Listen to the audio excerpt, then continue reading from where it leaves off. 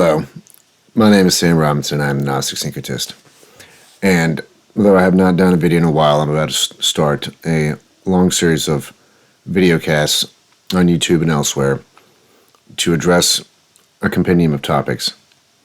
And the reason I'm going to launch this in 2024 is because 2024 is pivotal years and will be in the last 50 years, if not 1,000 years, for human history. There are a plethora of converging events and paradigms that seek to overwhelm the human spirit, and we essentially are in desperate need of a spiritual awakening, a global spiritual awakening. And while many believe that there is an awakening going on, and they talk about it, that is more of a worldwide geopolitical and Western awakening regarding the influence of the power elite over our institutions, our governments, and the doing of that through non-governmental organizations and transnational entities and institutions that have no say by us in how they operate, such as the UN, the WHO, the World Economic Forum, and many others. But those are the ones that were meeting last week, essentially to decide our fate.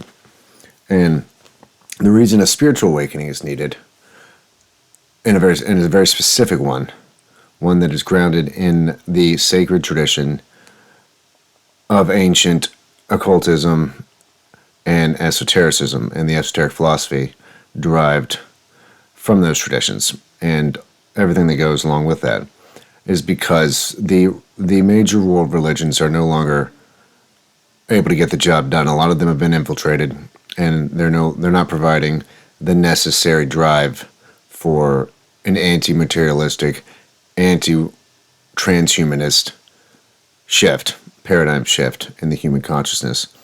And it has now become a necessity for this counterforce to come out and hopefully start to rapidly awaken humanity to the nature of its actual being, which its being is comprised of far more than just the physical body.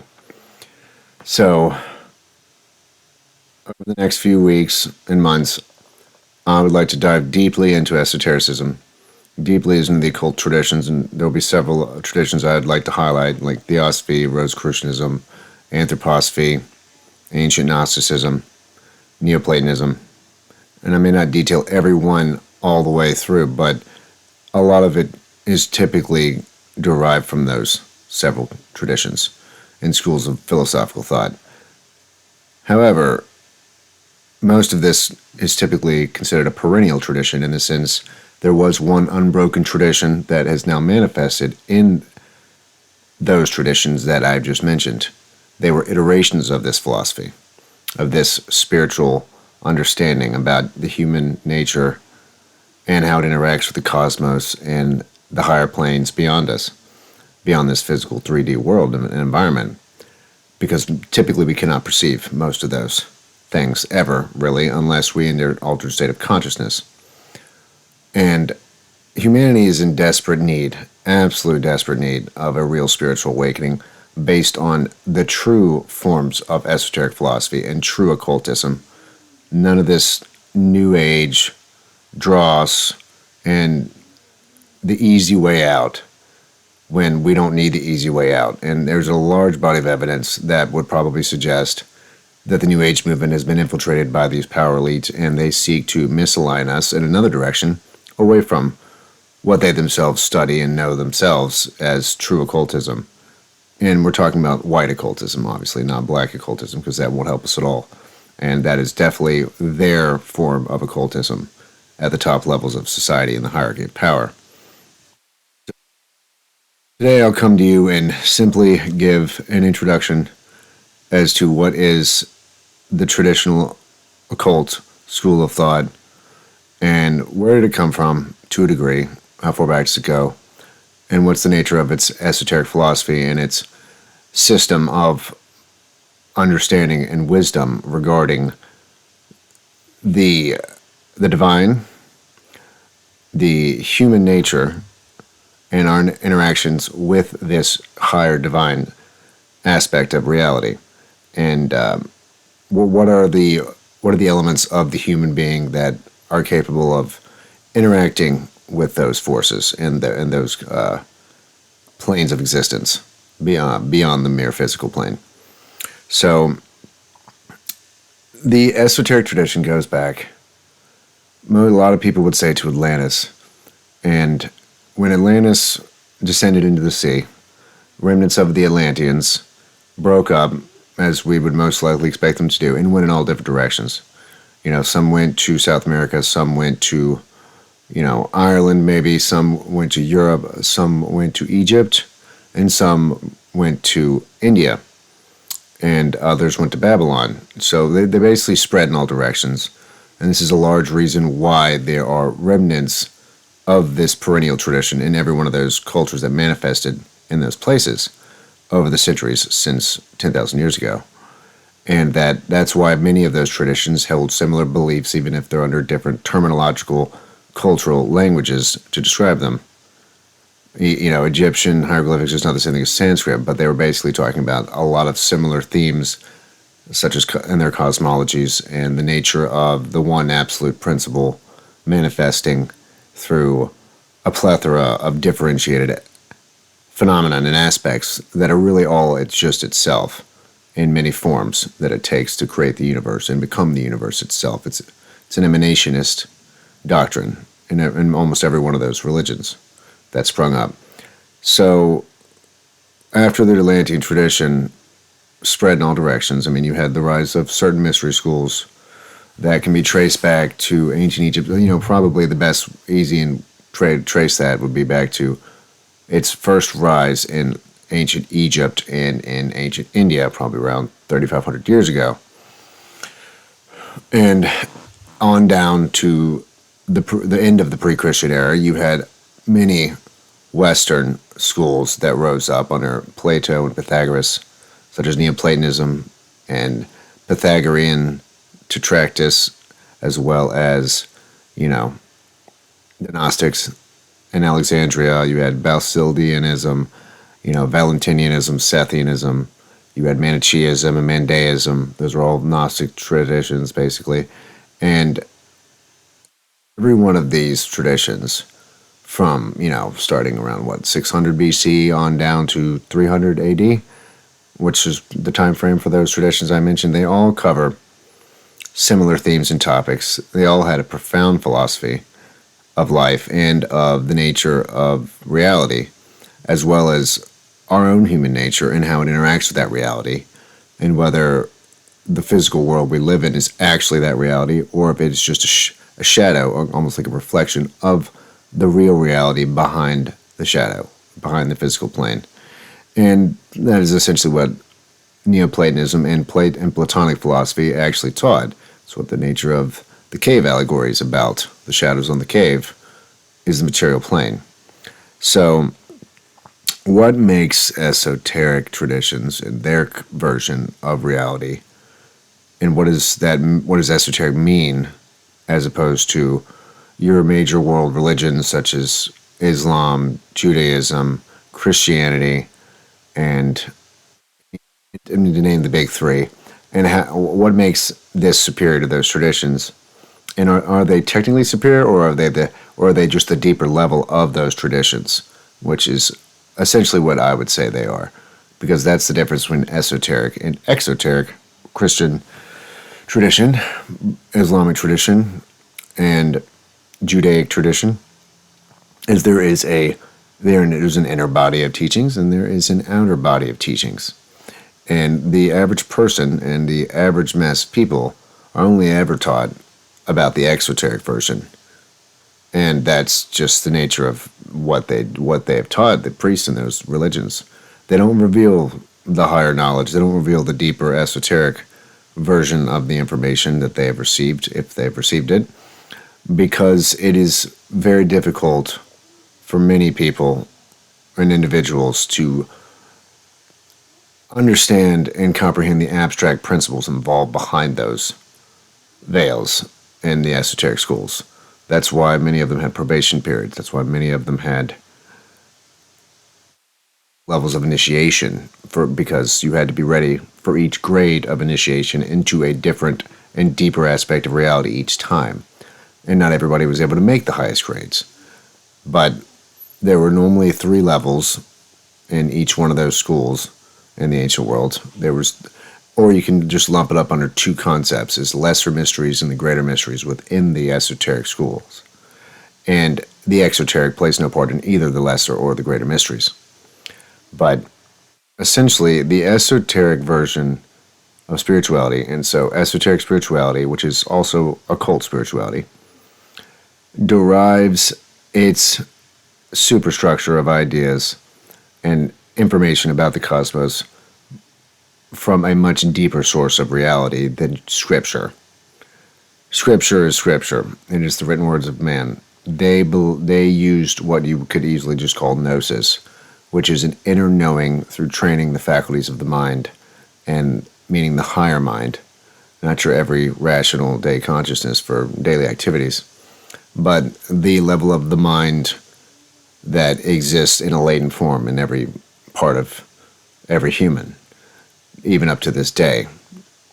And to access this higher mind, this greater ability to know beyond the mere physical world, it had to be trained, and you had to be incrementally introduced to it. That's why there were initiation rituals, because it was very difficult to get people in attunement with those planes of existence without help from ones who were already able to do that, such as the Hierophants and the Adepts, who would initiate the neophytes into this information, and would essentially allow them to piggyback off their vibrational frequency for a time during the initiation, which would allow them access into those planes for a short time.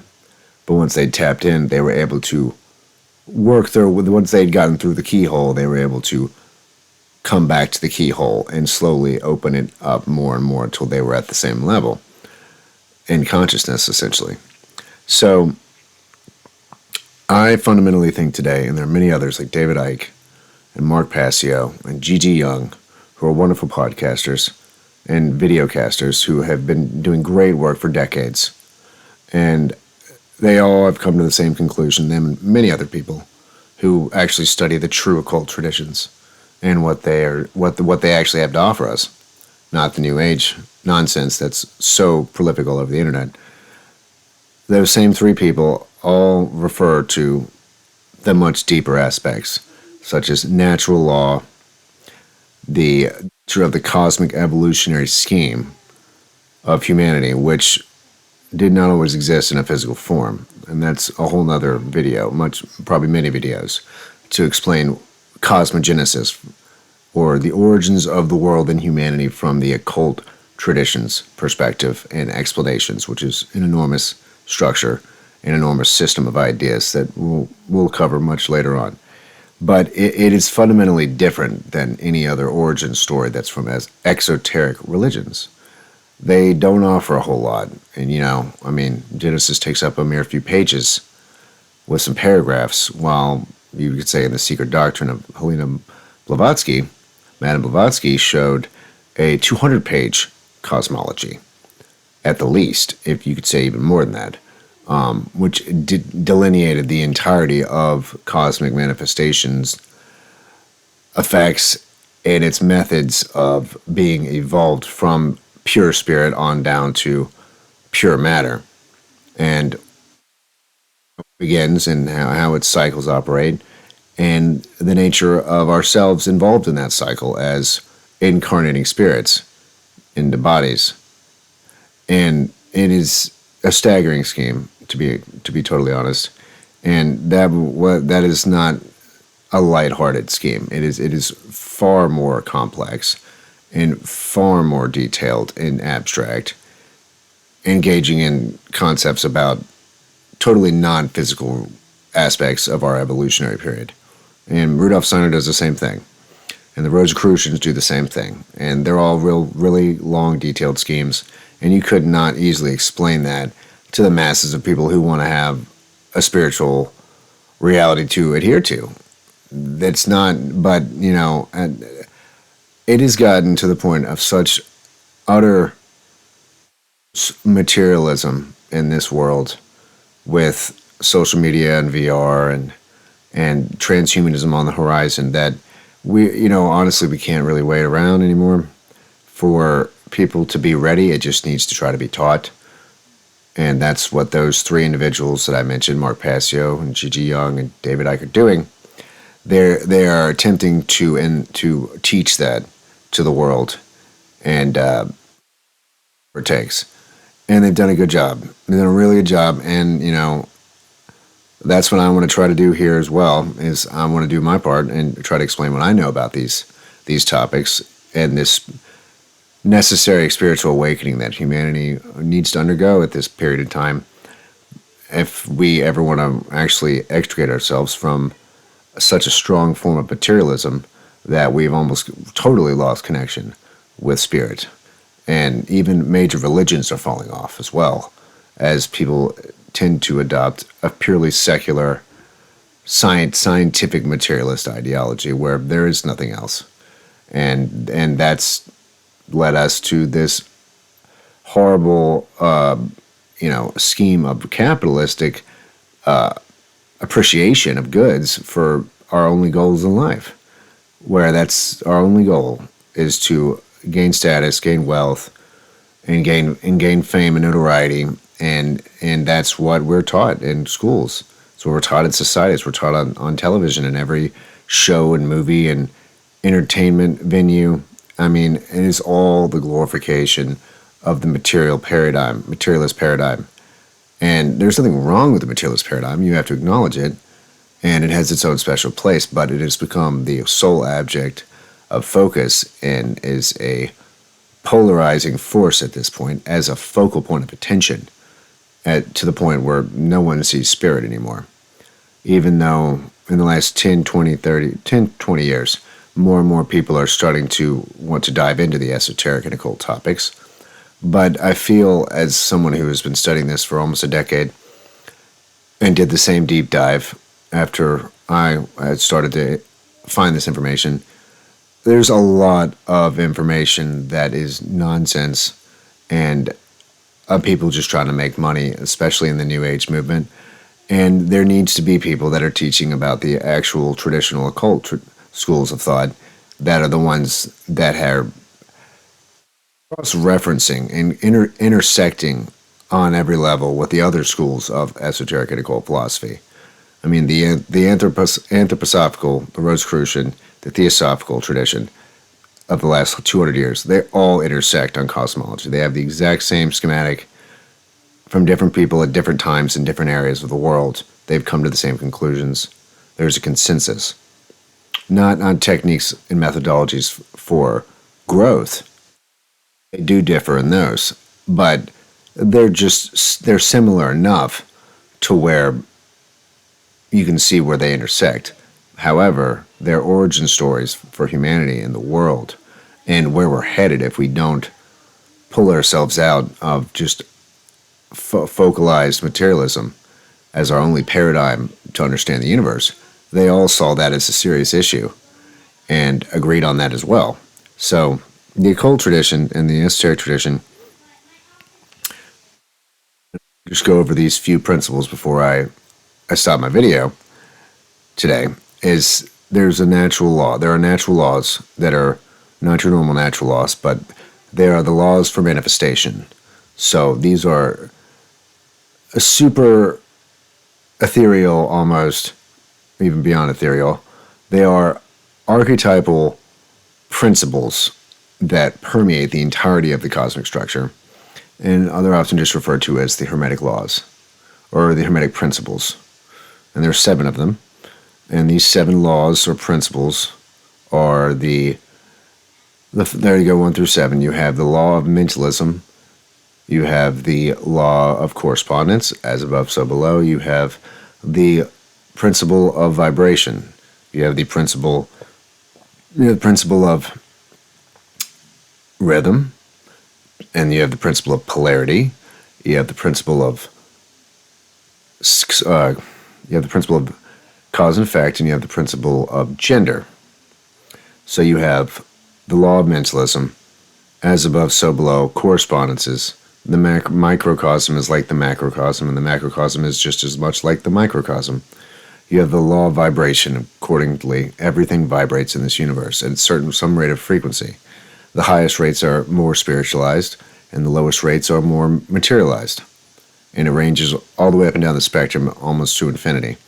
And the law of polarity is essentially the nature of how reality manifests into opposites, equalized opposites. The Kabbalah is a great way to look at this through that lens because the whole tree is based in that way, on that aspect of equalizing opposite forces into forms and then forms back into forces on down the tree of life, to where the whole tree is in some sort of polarized aspect with an equilibrating or equalizing force or sphere in the middle each time to bring back the harmonic aspect so that there's always an equilibrium of forces. But essentially, polarity means that everything that comes into manifestation from the top to bottom, the highest spirit to lowest matter, comes into manifestation as a binary or dipole of forces. And then the principle of rhythm is essentially the nature of cycles. Everything is periodical. Everything has a go around and then it comes around again. It's the up and down and the ebb and flow of all things is absolutely immutable. There is no such thing as continuous progress. There's always progression, regression, and then reconstitution yet again. Thus, reconstruction or construction followed by deconstruction and then followed by reconstruction, because anything else, any other paradigm than that would create stagnation of the universe. You must have things deconstruct to get renewal of new things. But so it's in a constant state, like a circle in a waveform. And then you have the law of cause and effect, which is simply the nature of reaction and karma. Actions create reactions, and then reactions create new actions, and on and on and on. So every cause has its effect, and every effect has its cause. But this is the plane of effects, and this is a very important point. The plane of effects is the material plane. The causal planes are non-physical planes, and they range up pretty high in density and vibration. Obviously, it's on totally an unseen place, but you could just think of it as the mental plane. Thoughts manifest physical actions. Period. Without thoughts, there will be no physical action to follow it. So physical action follows thoughts. Thus, the effects are physical on the physical plane, and the causal factor was always on the mental plane because you always think of doing something before you do it. And that is the nature of how cosmic manifestation even occurred. On the mental level, it's why the first law is mentalism. The universe is mind. It's the mind of the deity manifested into an unimaginable infinity of different phenomenal differentiations and dipoles, and yet all still remain as one, even though they are the same one in a million aspects of the same thing. Meaning they're all unified at the top in the one absolute eternal principle, essence, or Ein Sof in the Kabbalah. Yet Ein Sof becomes Kether, and then Kether is the entirety of the cosmic scheme. Everything in the universe, technically, is a manifested form. Kether is taken on its way down through densification as a force. It's all connected and all is one throughout the entire cosmos. So what are the what does this tradition have to offer besides these really wild sounding phantasmagoria of concepts and ideas than the other traditions that are out there, or the other exoteric traditions anyway? Well, they offer certain disciplines such as meditation, shadow work, which is engaging the subconscious mind to essentially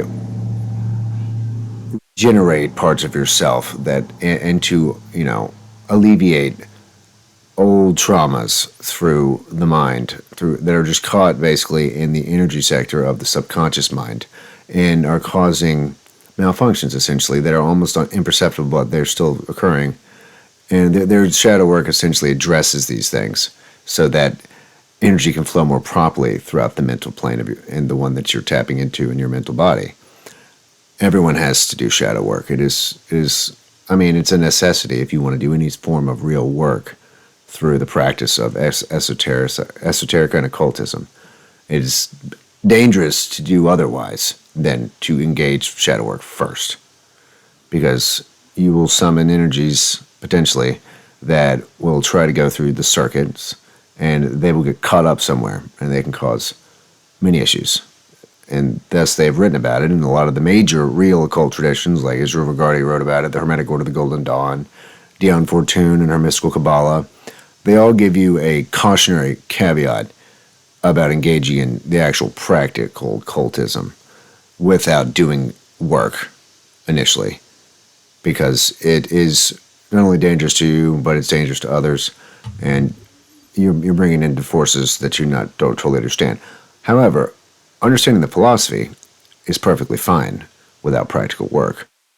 Paul is a perfect example of just what you would call an esotericist, who was maybe the greatest sage of the last 100 years in everything that he taught. His book, Secret Teachings, is how I got started in the first place.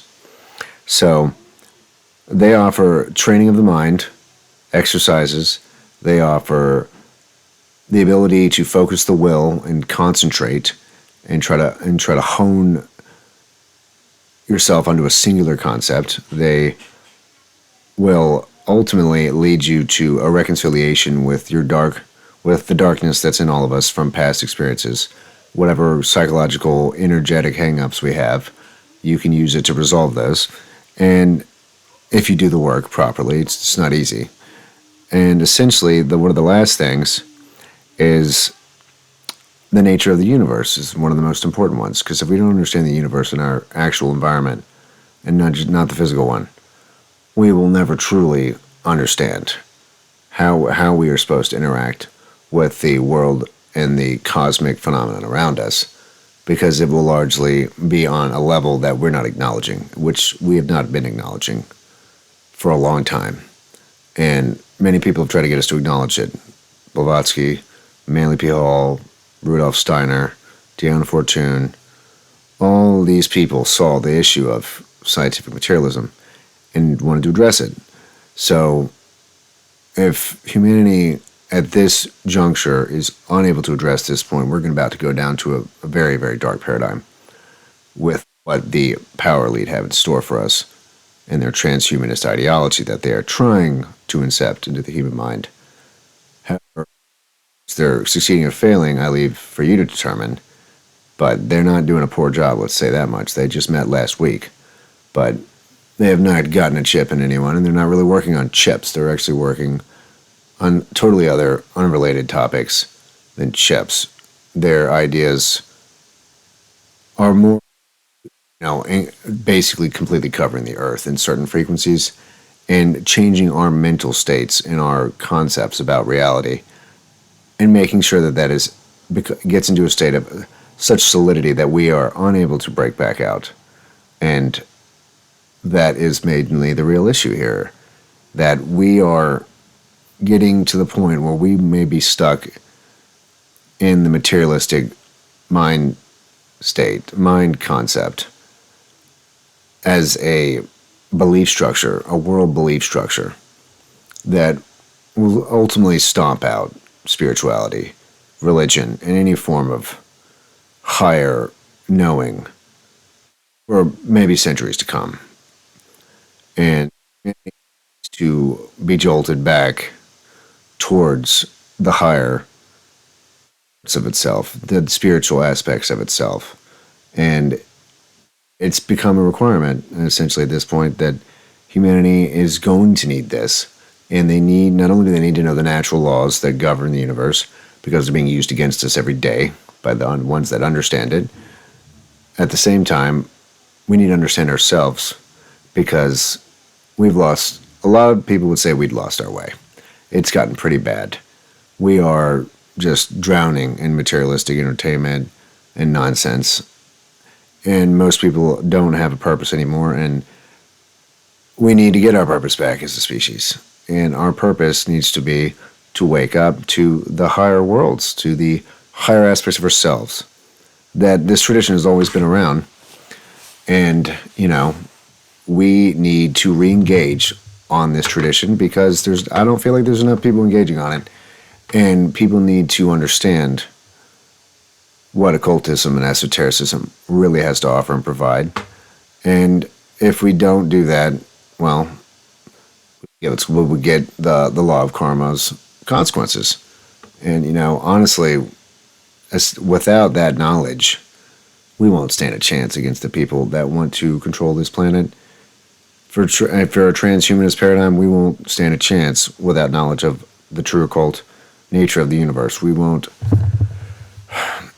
There's no way.